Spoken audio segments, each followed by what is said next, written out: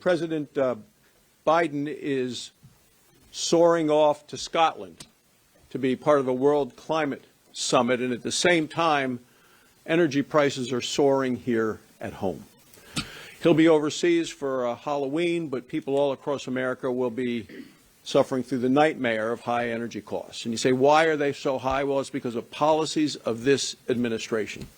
One bad policy after another, driving up the cost of energy. And how bad is it up? Well, the price at the pump now is about $1 a gallon more than it was when Joe Biden took office. And we have a picture here. You can take a look at what the average prices are now, but I know you'll be hearing from other members about how it's a lot higher in some of their states. So prices are much higher now by $1 a gallon than they were when Joe Biden became president.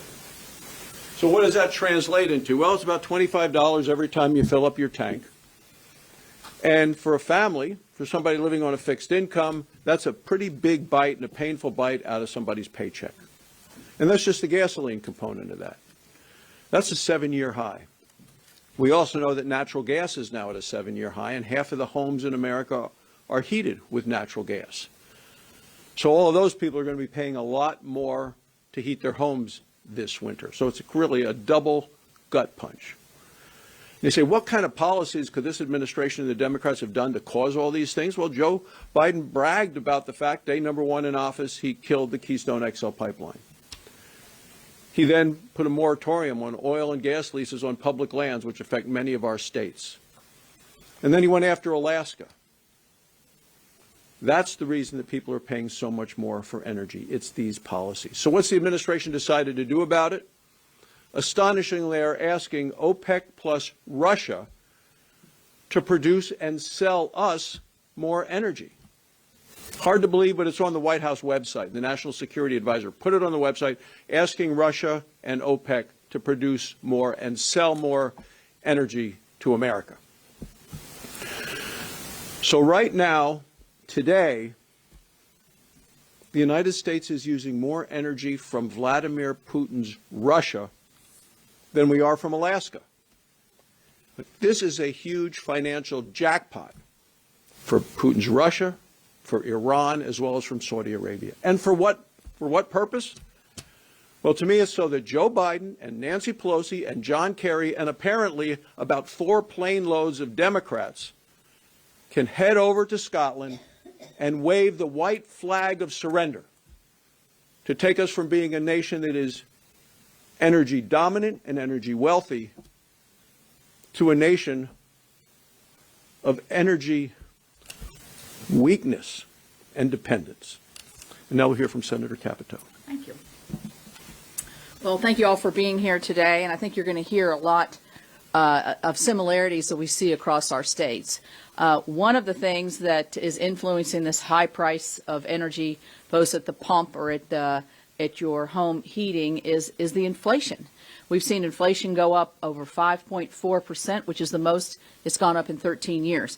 Now, many of you are probably too young to have lived through the misery years of the late 70s and early 80s when mortgage interest rates were in the teens, and when the price we had to stand in line to get gas on an even or an odd day. So, you know, when somebody goes to fill up their tank, as Senator Barrasso said, it's more at the tank, and it's not because their tanks are getting any bigger. In my state, the price of gasoline is more than $1 more per gallon. And the White House says they're working on it. Yeah, they better be working on it. But what they're doing for that person who drives to school, drops their kid off, drives to work, goes to the grocery store, goes to visit their parents, maybe goes to an evening activity, they're feeling it every single day. The White House needs to begin to work on it. The president is going to Scotland, as we know, and we know he's going to bring forward the energy plan that he brought forward when he canceled that pipeline on the first day of office. And that's not America first, it's America last. We're going to be behind the line there of the other nations that are going to be there. So as we see coming through my EPW committee, and as John sees in the Energy Committee, it's regulation upon regulation, stifling any kind of production of oil and natural gas, which would alleviate some of this issue. So let's just talk about home heating. We're getting ready to go into the winter months. It's predicted by independent analysis that the cost of home heating will jump 54% this year. So, when I think about my fellow West Virginians, many who are on fixed incomes, when they have to make a choice, and they're going to have to make these choices on how warm they can stay and whether they can either go out or what type of, if they could go to a restaurant or if they can buy enough food really in their own home, they're going to have to make these choices because of the rise, and people have problems paying their bills in those cold winter months anyway. It's predicted that natural gas bills will go up 30%. Most of our state is heated by natural gas, but we're also heated by propane. Propane, the EIA just projected a 54% increase in the cost of propane. So it's going to hurt everywhere. And it's time for the administration to stop selling us talking points and talking to the international community about how we're going to lead when we're leaving so many people behind here at home through the cost of the high energy. So thank you. And next is Senator Langford. As the president leaves and heads to Scotland to be able to hang out with other world leaders, I'm sure the topic of conversation is going to be how high the energy prices have become in Europe at this point. As European leaders gather together to drink champagne and eat caviar and to chit-chat about the future of the world, what's happening back at home, both in the United States and in Europe and in multiple other spots, are rapidly advancing prices for energy. What we're seeing in Oklahoma is more than $1 a gallon increase for gasoline. That hits home. The typical truck is costing about $30 more per fill-up just to be able to fill up now than what they were just a few months ago. Home heating costs with the price of natural gas is dramatically increasing.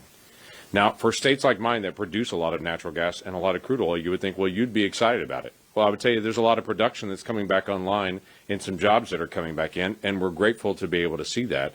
But they're also families as well, and they're also consumers as well. And even those in the energy market will tell you there is a price that's a better price point to be able to actually do production and to not hurt the consumers the same way, and we're well in excess of that right now. The cause of that's pretty straightforward. The Biden policies that he's put in place and the continual challenge on the capital markets to literally threaten out companies and banks to say, if you do loans to these, we can't tell you how the permitting is going to go. They're literally scaring capital away from pipeline projects, investment projects, additional drilling, while he does his green energy bit to say we won't produce it here in the United States so we can show a better green energy score in the United States, but he'll quietly go to Russia and to OPEC and to say we want you to produce more to bring the price down, but we want to still show the world, quote unquote, we're leading by producing less here. That's absurd, and our consumers are feeling it. For the folks that are driving their vehicles, for the folks that just want to be able to get to work back and forth, get to school back and forth, and not have their pocketbooks hurt even more, they want policies in place that will, yes, focus on the future of how we're going to be good stewards of the world that God gave us, but they also want to know how am I going to be able to feed my family and how am I going to be able to get back to work without having to be able to cut back even more on this. That's what we need to be in dialogue about. Currently, we've got a crisis on our southern border. We've got problems with Afghanistan and all the debris field that is around that at this point. There's so many different issues with the vaccine mandates, and in the middle of all this crisis here, he's taken off and heading to Scotland, and I'm afraid we'll bring back another crisis when he returns back in a few days.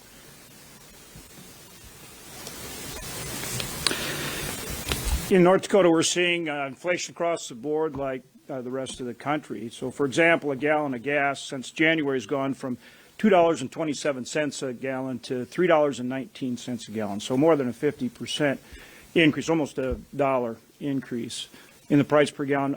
Natural gas has tripled, and you can only imagine what that's going to do to home heating costs with winter coming on. So there's no question that people are feeling this across the board now, and they're going to feel it even more as we go into the winter months. And it's kind of amazing when you think about the fact that North Dakota is an energy powerhouse. We produce an incredible amount of energy, both traditional sources and renewable sources, going back to our Empower North Dakota Energy Plan, which we implemented back in 2001. We produce energy from wind, from solar, from biofuels, and then also coal-fired electric. I think we provide energy to about 8 different states throughout the Midwest, natural gas, and of course oil. And we have gone from 1.5 million barrels a day of oil. Now we're at 1.1 million barrels a day of oil. So that's almost 500,000 barrels a day less here of light sweet crude production in the United States. Why is that? Well, certainly COVID has had, an impact, but it's the policies of this administration and the Democrats that are really impacting our ability to produce more energy here at home. Examples are, first day in office, the president comes in and he cancels a Keystone and makes it harder for us to get pipelines to move energy around our country. And then at the same time, he's taking sanctions off Nord Stream 2 so that Russia can supply gas to Germany and to Europe. Makes no sense whatsoever. This administration puts a moratorium on energy production on federal lands. And even when the court says, no, you can't do that, they slow roll taking it off. And they put up a regulatory blizzard that makes it harder to produce energy in our country. And so then when our energy production goes down, what does the administration do? What's the solution? You ask Putin and Russia for more energy. You ask OPEC for more energy, our adversaries. And that makes sense. That defies common sense. That does not serve the American people, and the American people know it. Not producing that energy here at home means fewer good jobs here at home. It means less energy security, which is a national security issue. It means that our adversaries are strengthened. And it's amazing because think of the irony here. So instead of producing that energy here at home where we have better environmental stewardship, we're getting it from Russia and OPEC where they have worse environmental stewardship. So it even defeats this idea that we're going to somehow do better in terms of CO2 emissions and those kind of things, when the Democrats and this administration ask our adversaries to provide us with energy, rather than empowering our industry here at home to not only provide that energy, but do it with the best environmental stewardship. Senator Ernst. Thank you. Thank you, Senator Hogan. Oh, folks, thanks for coming today. I really appreciate it. I've been hearing from Iowans just all across the state, and they are very, very concerned with a number of issues, as some of my colleagues have already outlined. We have the rising inflation, which has impacted our consumers all across Iowa. And of course, not only gasoline prices, as many of the folks that live in rural areas like I do have to drive a considerable distance to their jobs. They're paying more at the pump. But now in Iowa and many of these other states, we're moving into our cold season. And the cost of their energy is going up radically. So I've heard from a few folks, and I'm going to highlight a couple of those today. So Marlon is from Urbandale, Iowa, and he told me gas is approaching $4 a gallon. $4 a gallon. And some analysts are expecting oil prices to go up to $100 a barrel. I would say that is more than transitory inflation. I don't feel the Fed is being truthful with the American people. I feel we have a real inflation problem and will only get worse. It doesn't take an economist to see that if oil goes over $100 a barrel, a recession is just around the corner. Again, that was Marlon from Urbandale. Deb out in Fairfield, Iowa. Deb said, federal agencies are predicting astronomical energy costs this winter that is completely avoidable. And she also suggested a solution for our administration. Here it is. Stop preventing future energy production here in the United States. Thank you, Deb. That is brilliant. And I hope that President Biden listens to you. I would add, of course, as we've heard, that the president shutting down the Keystone XL pipeline and banning, of course, oil and gas leases on federal land has really only exacerbated the problem. So Marlon and Deb, again, are just two examples of Iowans that are reaching out to me. They're sharing their stories, the impact of these higher prices on their families, on their communities, their neighborhoods. And we know that much of the country is going to be out in the dark, and they are going to be out into the cold this winter if President Biden doesn't change his trajectory. And I will be followed by Senator Scott. Thanks. So this is the headlines in the this is the Fort Lauderdale paper. Gas prices hit their highest level since 2014. When will we get a break? I mean, you know, you have to feel sorry for poor people on fixed income, because they don't have the ability. Their wages are not staying up with this inflation increase, and so if you you have to fill up your car to get to work, take your kids to school, it's costing you a lot more money. In Florida, most of our electricity is produced by natural gas, and it's a pass-through. So when the price of natural gas goes up, your electricity rates go up. So it's a double whammy. The people that don't have a lot of extra money, living paycheck to paycheck, or people on fixed income, and it's impacting their ability to put food on the table. I watched this growing up. I watched my mom, who didn't have much money, and she had 5 kids she had to try to feed. And when prices of things went up, like gas, it impacted her ability to do what she cared about, make sure she could buy food for her family, buy clothes for the kids, and do all these things. That's going on all across my state right now. You know, what's frustrating is when you're a governor, you're the president, or you're executive, your job is, when there's a problem, you go solve it. You don't comment about it. You go say, okay, you put people together and you say, what do I have to do to go solve this problem? In contrast, this administration just plays the blame game and takes no responsibility. They act like they're commentators sometimes. Joe Biden says he doesn't have a short-term solution. Well, he doesn't have a short-term solution. He doesn't have a long-term solution. And he's not thinking about all the things he's done to cause these prices to go up. So this administration has to start showing up and saying, we're going to stop doing these things that are causing families to have a more difficult time putting food on the table. This afternoon, I have a bill that I'm going to take to the floor. It's called the Gas Prices Act. And all it requires is the Energy Information Administration to look at federal regulations and policies and say, these policies are causing oil and gas prices to go up. And then we as Congress, we can say, well, we're going to change that. Even if the administration is not going to do it, we'll do it. So I hope all of my Democrat colleagues will go along with this to make sure we start helping these families that are struggling rather than hurting them. Now we'll hear from Senator Cornyn.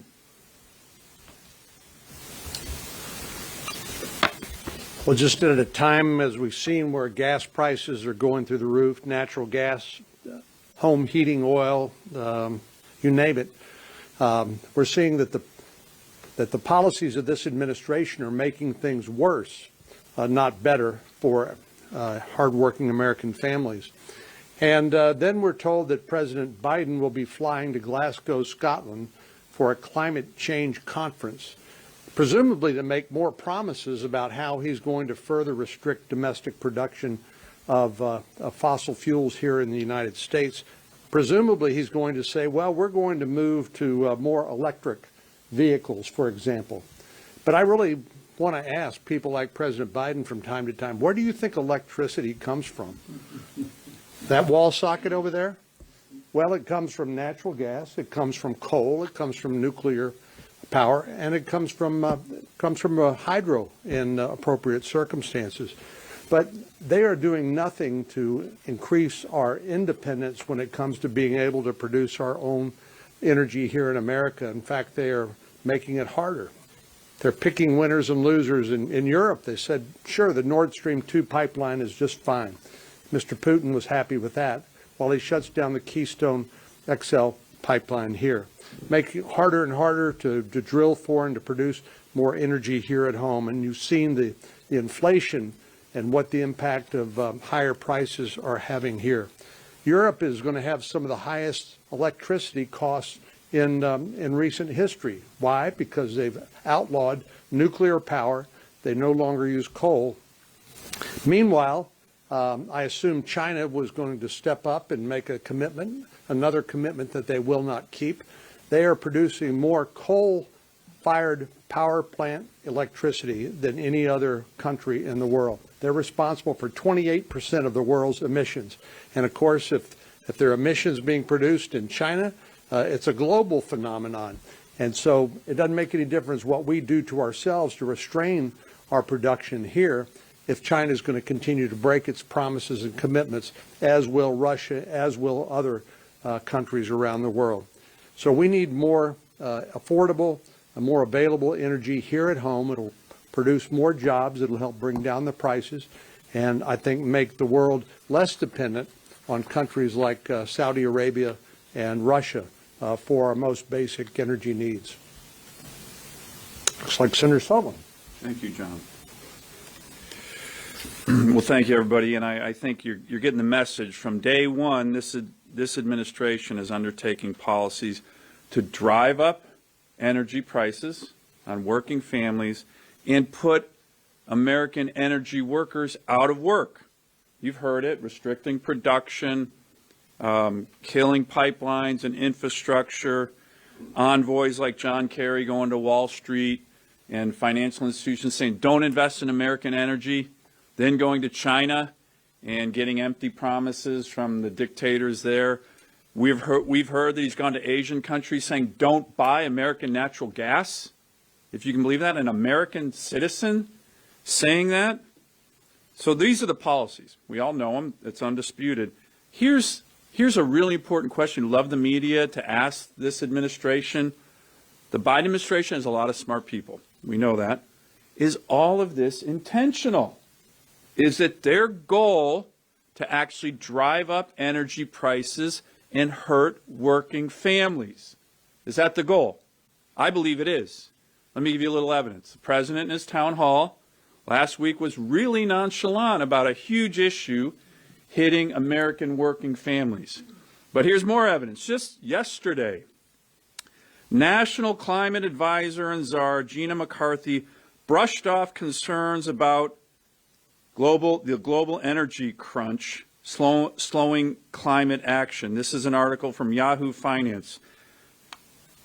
It said she was speaking at Yahoo's Finance All Market Summit, and McCarthy said, quote, soaring commodity prices stemming from a surge in energy demand and limited supply should accelerate the move to renewables around the world. Think about that. It sounds like Gina McCarthy wants this pain for Americans to help get to the renewable sector. If this is intentional, I think it is going to be clearly one of the most dramatic, biggest betrayals of working families, working men and women in U.S. history.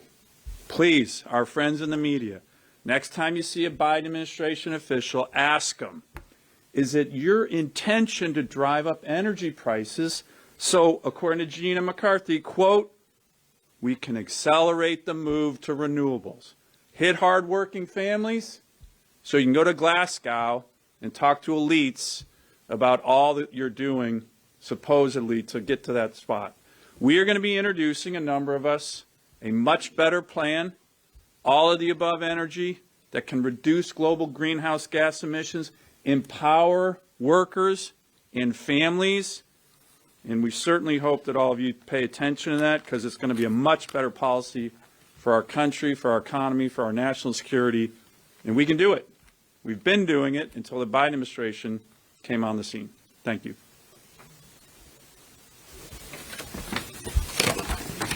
Here again, we find ourselves in a self-inflicted crisis by the Biden administration. In addition to the border, Afghanistan, and inflation, we now have an energy crisis as well. Started day one of the Biden administration. Mississippians are paying $3 a gallon for gasoline, and believe you me, I am hearing from them. With winter coming on, this will be devastating to all American families. The prices are headed in the wrong direction.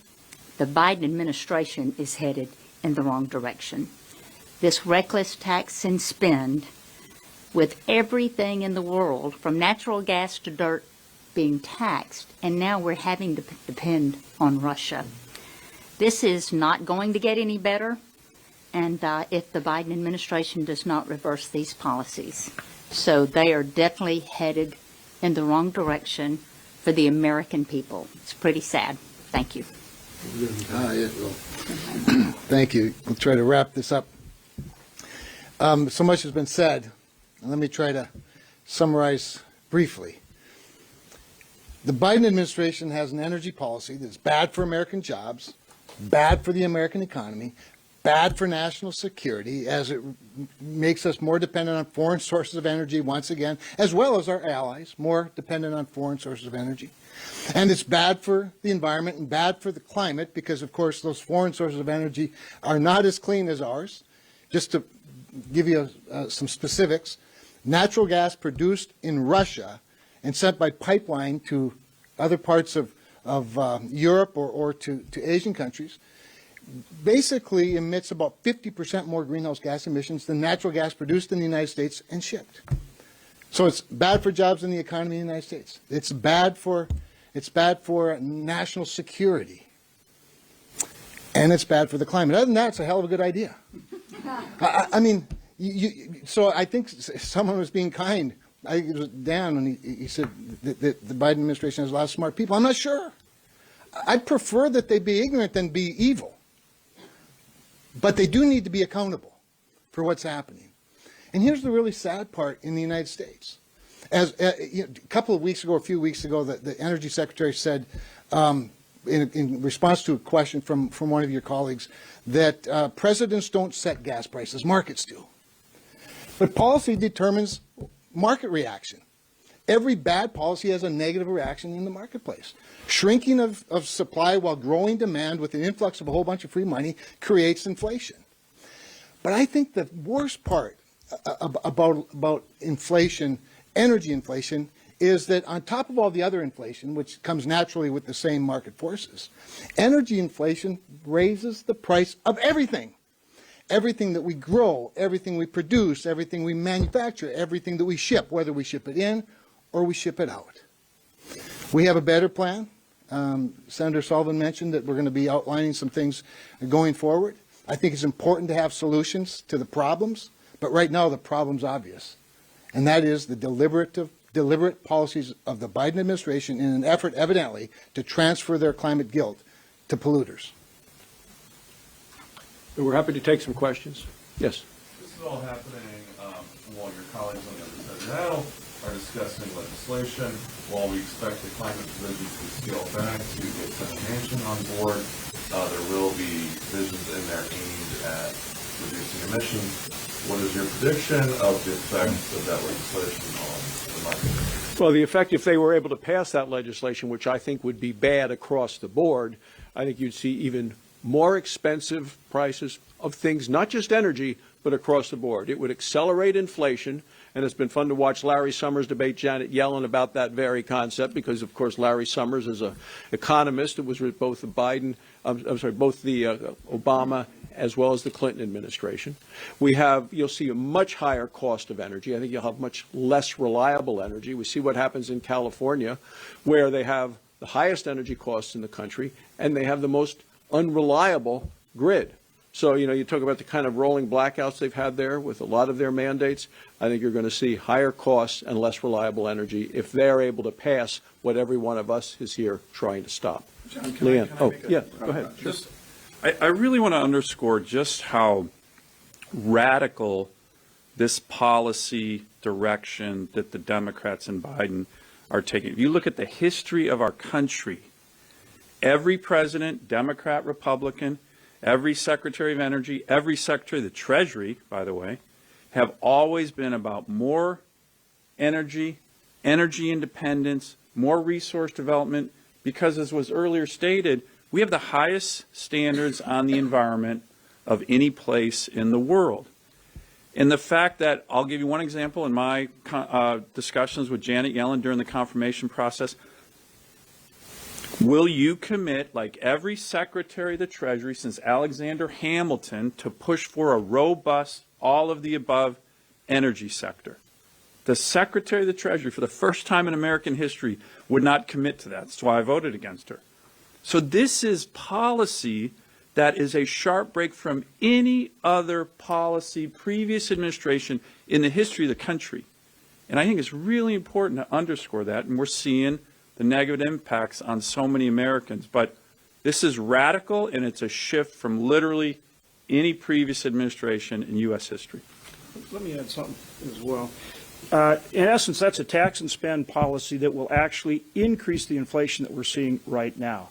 And so that's a problem because, think about it. Supposedly the administration is saying, well, we're not going to tax anybody that makes less than $400,000. Well, that's ridiculous. Inflation is a tax on everybody, and it hits low-income people the hardest. So that tax and spend bill will increase inflation even further, creating even more impact on people who are working people that are really struggling with all of these inflation costs now, and like we've talked about, these energy costs. I was doing a radio show not too long ago, and one of the callers called in and said, winter's coming on. We're in North Dakota, winter's coming on.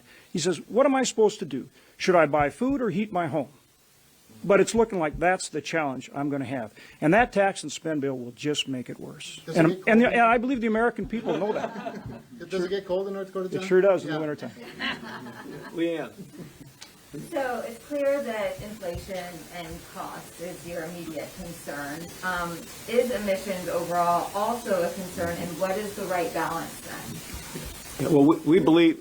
Yeah, so we have great solutions. Yeah, we can get into all of it. Yeah, we believe that you can actually protect the environment without punishing the economy. I don't think this administration understands or believes that. We have remarkable, successful programs with carbon capture, sequestration. We all believe climate change is real. We believe that mankind is certainly contributing to that. And we also believe that if China and India don't do things, even if we were to go to zero emissions in the United States, the global emissions continue to go up. The U.S. emissions have been dropping for the last 15 years by a number of things that we've been doing. And we also believe that nuclear energy has to be a part of this mix. We needed all of the energy supply needs. The needs continue to go up across the board. We need oil, gas, coal, uranium for nuclear power. We need the wind. We need the solar. We have all of those things in Wyoming and the hydro. So we want to make sure the American people have affordable energy, and we want to make energy as clean as we can, as fast as we can, and do it in ways that don't increase costs for American families. The Democrats are proposing perhaps hundreds of billions of dollars of tax credits for renewables in multiple ways. Do you think that that is one of the paths forward? I know you don't agree with everything, but is that a viable option? What we need to do is an all of the above energy situation. What they're trying to do really is eliminate multiple forms of energy that we have here. There is a war on carbon-based fuels. And that's the target that Joe Biden drew on the back of American energy the day he came into office with killing the Keystone XL pipeline. You listen to his speeches, and well as what he's done with the banning the production out of Alaska, banning the moratorium on oil and gas on public lands. Yes. Yeah, can I just say Oh, sure. something here, because this falls a lot into my state, but also the EPW committee. First of all, we have a surface transportation bill that we passed out of that committee, and a lot of these folks are on that committee. It was unanimous. In that committee, it's the first time we've ever had a climate chapter in that committee. To be able to figure out how to reduce emissions, which the biggest emitter of emissions is not the power sector, it's the transportation sector. So to begin to work on that together. We also need, and John mentioned CCUS, we have a 45Q tax credit that will help incentivize the capture of carbon dioxide, reusing it for either enhanced oil recovery or other things. But we can't get the infrastructure in to move the carbon through the pipelines because this administration is so anti-pipeline. So our solutions, I think, will lead to fewer emissions and have over the years.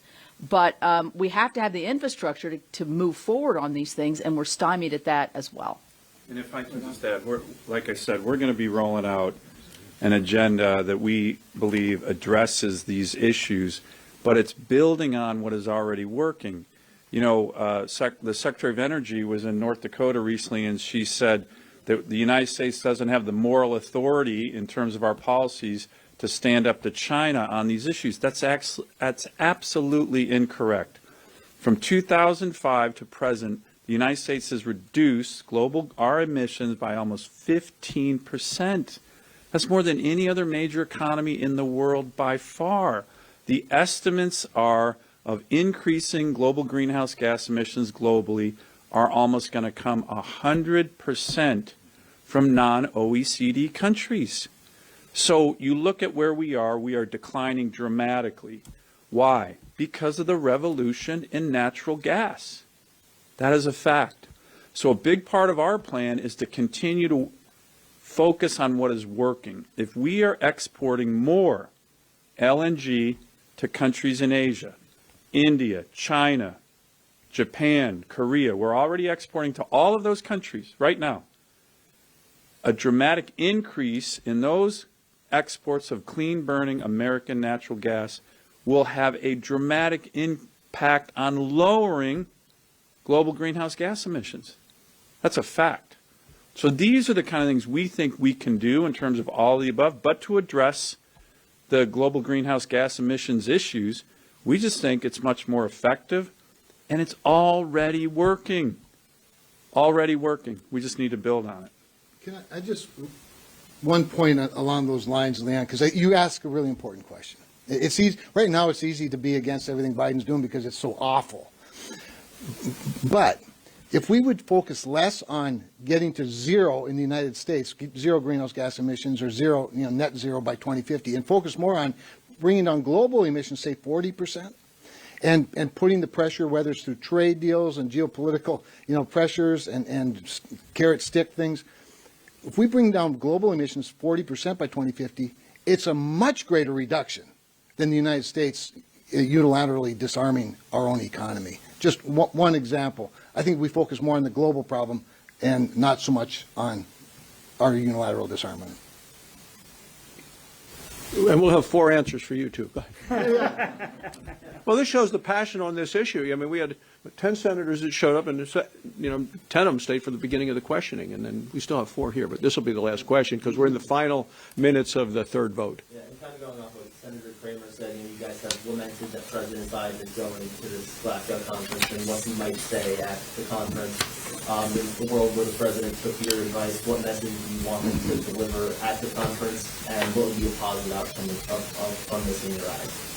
Well, it would be a message that I had just talked about in the question to Leanne, which is we want to make energy as clean as we can, as fast as we can, and do it in ways that don't raise costs for consumers. And that we respect the environment, have a responsibility for the environment. And we can do this by protecting the environment without punishing the economy. We all believe that, and that's the focus. Thanks. Thanks. Okay.